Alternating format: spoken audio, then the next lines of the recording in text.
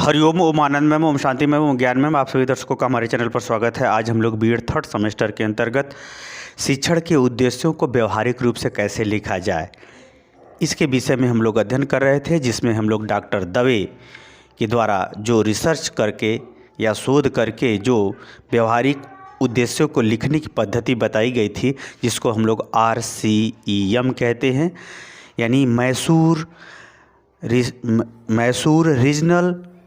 Regional college of education के नाम से जाना जाता है। तो RCEM पद्धति के अनुसार उन्होंने 17 मानसिक योग्यताओं के आधार पर इस उद्देश्य की रचना व्यवहारिक दृष्टिकोण से करने पर बल दिया है, जिसमें अगर छात्राध्यापक या अध्यापक शिक्षण के उद्देश्यों को इन 17 मानसिक क्षमताओं के आधार पर अगर वो निर्मित करता है तो निश्चित रूप से समावेशी शिक्षा के अंतर्गत सभी प्रकार के बालकों को अधिगम कराना या उनका सर्वांगीण विकास करने में अत्यधिक सफलता मिलती है या अत्यधिक अच्छे परिणाम मिलते हैं। तो जो डॉक्टर दवे जी ने 17 मानसिक योग्यता क्षमताओं के आधार पर जो उद्देश्यों की रचना लिखने की बात बताई है, यानी किस ढंग से आप लेसन प्लान के अंतर्गत, पाठ्य योजना के अंतर्गत इन उद्देश्यों को विभिन्न टॉपिक के अंतर्गत शामिल करेंगे, उसको लिखने की पद्धति उन्होंने बताई है। उसी पद्धति को मैं समझाने का प्रयास आपके सामने कर रहा हूँ। इन्होंने पहला बताया 2 मानसिक योग्यता क्षमता। पहला बताया था पहचानना और प्रत्यास्मरण करना, यानी इस पर क्या करना चाहिए, ज्ञानात्मक उद्देश्य के अंतर्गत, यानी जो स्मृति लेवल पर होता है उसके अंतर्गत सामान्यतः अध्यापक को अपने पाठ्य योजना के अंतर्गत 2 प्रकार के प्रश्नों को शामिल करना चाहिए, जिसमें पहला प्रश्न है छात्र जो कुछ आप पढ़ाए हो, जो कुछ टॉपिक में आपको पढ़ाना है, छात्र इस चीज़ को या इस बात को या इस वस्तु को या इस व्यवहार को पहचानने में समर्थ होंगे। ये डॉट का मतलब है कि यहाँ पर पहचानने, यानी स्मृति लेवल पर कोई वस्तु, कोई स्थान, कोई नाम, कोई रूप पहचानने की बात है, यानी छात्र फला चीज़ को पहचानने में समर्थ होंगे। अब जैसा टॉपिक होगा वैसा यहाँ लिख देना होगा, जैसा मैटर होगा। आगे है दूसरे प्रकार का क्वेश्चन है छात्र प्रत्यय, यानी जो हम सिखाए हैं या पहले की जो बात बताए हैं उसे प्रत्यास्मरण, मतलब उसे दोबारा बता सकेंगे, यानी उसको रिकॉल कर सकेंगे। अब बोधात्मक उद्देश्य के अंतर्गत उन्होंने 7 मानसिक योग्यता क्षमताओं की बात की है, 7, जिसमें जो है संबंध, यानी 2 चीज़ों में संबंध बताना। छात्र फला चीज़ और फला में संबंध बता सकेंगे, जैसे समानता और स्वतंत्रता में संबंध बता सकेंगे। दूसरा क्वेश्चन उदाहरण, यानी कोई चीज़ आप समझे हैं तब उससे संबंधित कोई उदाहरण आप दे सकते हैं। जैसे कोई लड़की खेल रही है तो आप पहले उस खेलने के ढंग को, खेलने की प्रक्रिया को आप समझे हैं, तब आप तुलना करेंगे यह जो है सानिया मिर्ज़ा की तरह खेल रही है, एक उदाहरण दे सकेंगे उसका खेल को देख करके। जब आप नहीं समझते हैं उस खेल को तो आप उसका उदाहरण भी नहीं दे सकते हैं। तो इसमें क्या होता है, छात्र किसी योग्यता क्षमता या जो कुछ विषय है उससे संबंधित उदाहरण दे सकेंगे, ऐसा प्रश्न लिखना चाहिए पाठ्य योजना में। उसी तरह से तीसरा प्रश्न है अंतर करना, यानी छात्र फला चीज़ समानता और स्वतंत्रता में अंतर कर सकेंगे, एज ए उदाहरण मैं बता रहा हूँ। उसी तरह से चौथा है योग्यता व्याख्या, किसी चीज़ को आप समझे हैं तभी आप अपनी भाषा में उसे बता सकते हैं, बोल सकते हैं। तो छात्र जो भी चीज़ समझे हैं उसकी नाम लिखना होगा, उसकी व्याख्या कर सकेंगे। 5वां छात्र वर्गीकरण का मतलब होता है किसी समानता के आधार पर समूह बनाना, क्या कहलाता है, वर्गीकरण। तो छात्र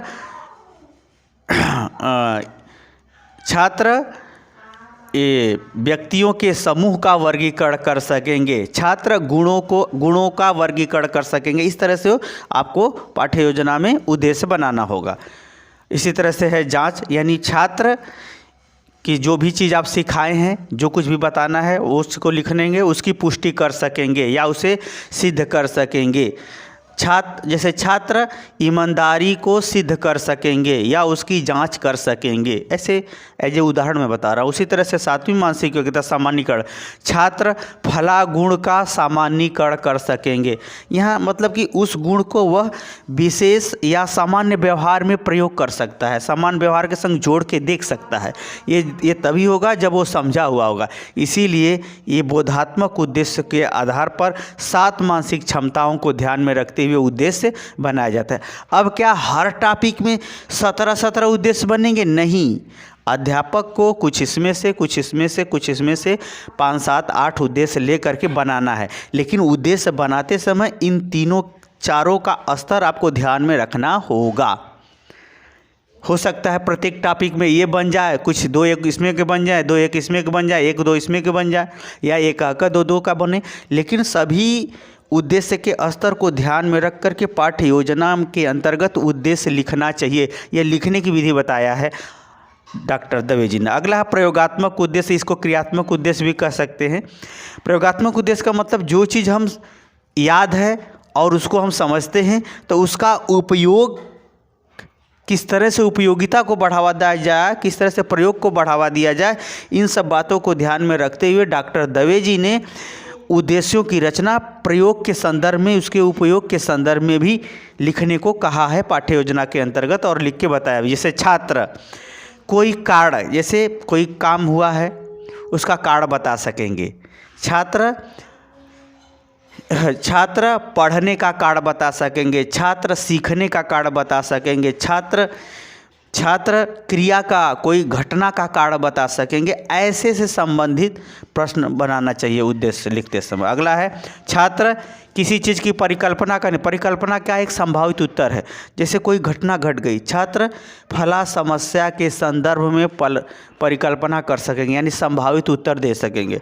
छात्र उस परिकल्पना को, जो परिकल्पना किया है उसको सिद्ध करना। जैसे मैंने कहा इसको चोरी करने के पीछे कारण है गरीबी, तो उस गरीबी को सिद्ध भी करना पड़ेगा, तब आपको माना जाएगा कि आपका जो परिकल्पना है वो सही दिशा में है।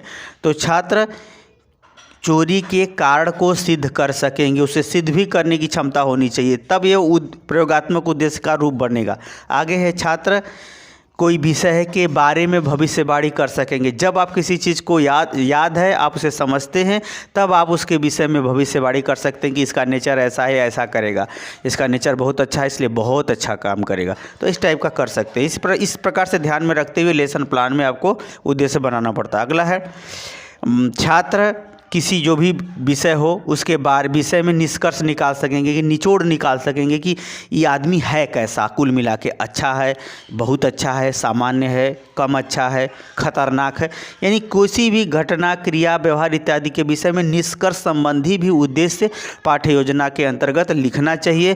प्रयोगात्मक उद्देश्य के अंतर्गत 5 मानसिक क्षमताओं के आधार पर इन्होंने इसकी रचना करने पर बल दिया है। आगे है सृजनात्मकता। सृजन का मतलब होता है निर्माण करना, रचना करना, सुधार करना, परिवर्तन करना, सही ढंग से उसको व्यवस्थित करना। ये सब क्या होता है, सृजनात्मक उद्देश्य के अंतर्गत क्रियाकलाप आते हैं। सृजनात्मक उद्देश्य के अंतर्गत इन्होंने 3 प्रकार के प्रश्नों की रचना या उद्देश्य की रचना करने पर इन्होंने बल दिया है, जो एक छात्राध्यापक को पाठ्य योजना के अंतर्गत इसमें से किसी न किसी को या सभी को जहाँ तक संभव हो शामिल करते हुए शिक्षण कार्य को संपादित करना चाहिए या शिक्षण कार्य के प्रारूप को तैयार करना चाहिए। जैसे छात्र जो भी विषय को विश्लेषण कर सकेंगे, यानी छात्र किसी घटना का, जो भी घटना हुई हो, जैसे छात्र सफलता को विश्लेषित कर सकेंगे, यानी कैसे पढ़ें कि आप सफल हो जाएं। यह उसका उत्तर कितने में होगा ये अलग बात है। यानी उद्देश्य को ध्यान में रखते हुए छात्र IAS की सफलता को विश्लेषित कर सकेंगे। उदाहरण तो उसको विशेष ढंग से वो बता सकेंगे। ये विशेष ढंग से तभी बता पाएंगे जब ज्ञान का उद्देश्य, बोध का उद्देश्य, प्रयोग का उद्देश्य करने में आप सफल होंगे, तब आप उसमें नया कुछ जोड़ सकते हैं या नया कुछ निर्माण कर सकते हैं या नए ढंग से उसे आप बोल करके बता सकते हैं। तो इस प्रकार से उसको विश्लेषित कर सकें। उसी तरह से छात्र जो भी विषय हो, जो भी टॉपिक हो, उससे संदर्भ में संश्लेषण का मतलब उसका सार तत्व बता सकेंगे, उसमें है क्या, इसको क्या करेंगे, बता सकेंगे। उसी तरह से है तीसरा है छात्र जो भी विषय हो, जो भी मैटर हो, उसका मूल्यांकन कर सकेंगे।